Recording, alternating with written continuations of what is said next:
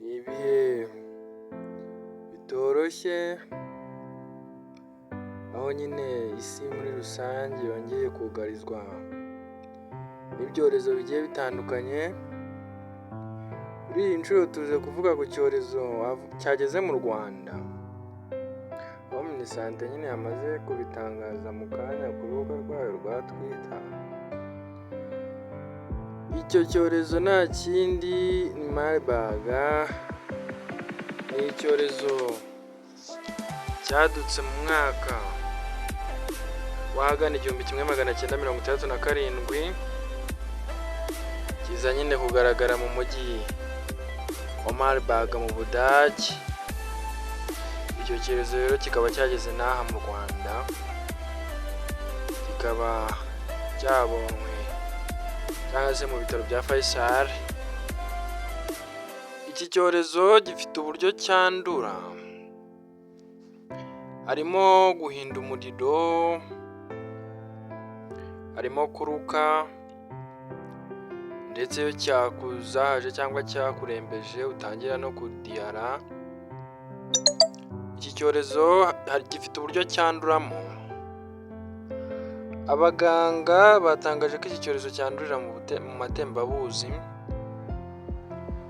mu gusomana cyangwa se mu gukora mu maraso y'uwanduye.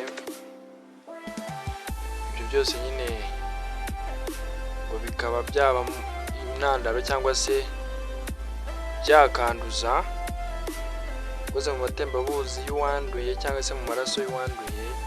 Mu matembabuzi harimo amacandwe, inkari n'ibindi nyine by'amatembabuzi biva mu muntu uzi.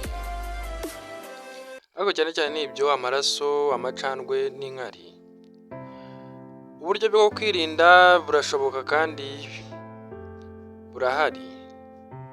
Icya mbere ni ukwirinda gusomana cyangwa se gukora mu matembabuzi y'umuntu cyangwa se y'ikintu runaka.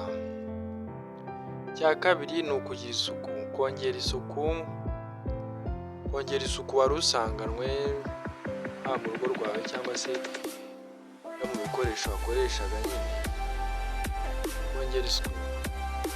Iyi ndwara cyangwa se iki cyorezo ku bijyanye n'ubukana wavuga ko gikaze, kuko abahanga bari kwifashisha cyangwa se bari kugereranya bagasanga ntaho gihuriye n'ibi byorezo tuzi, za covid cyangwa se n'ibindi byorezo bigiye byaraciyeho nka za malariya.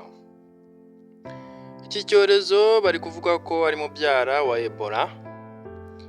Impamvu bari gushingiraho ko ari mubyara wa Ebola ni ukuvuga ngo nacyo iyo cyagufashe ni ukuvuga ngo ahantu hose hari umwenge, ubwo mu myanya y'ubuhumekero, mu maso, mu kibuno hose, ni ukuvuga ngo hacamo amaraso nka Ebola nk'uko byagendaga.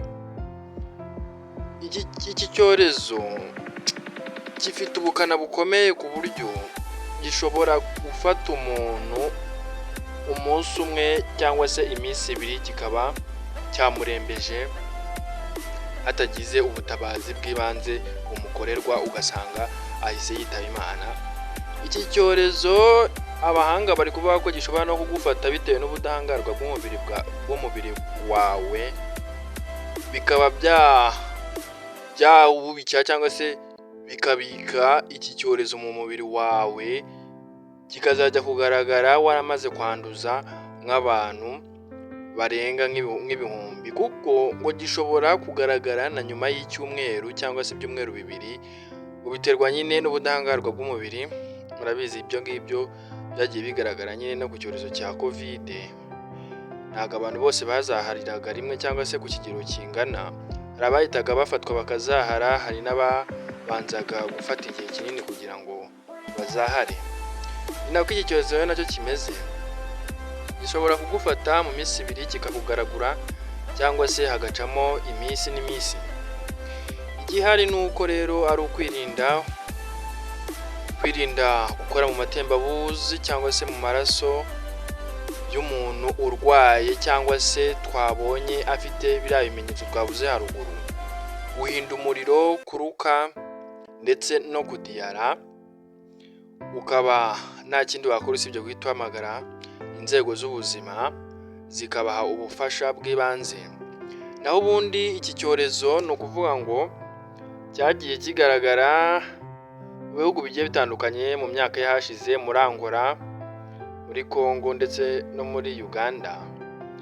Abenshi bavuga ko ngo iki cyorezo nyine cyaturutse muri Uganda, ubwo Abadage bari kugura inkende nyine zo kujya gupimiraho, ngo bakaza kujyana inkende zanduye. Ibyo ni ibivugwa, ariko nyirizina bavuga ko iki cyorezo cyagaragaye ahagana mu 1967 muri Marburg, mu mujyi wa Marburg mu Budage, aho iki cyorezo aribwo cyaje kugaragara.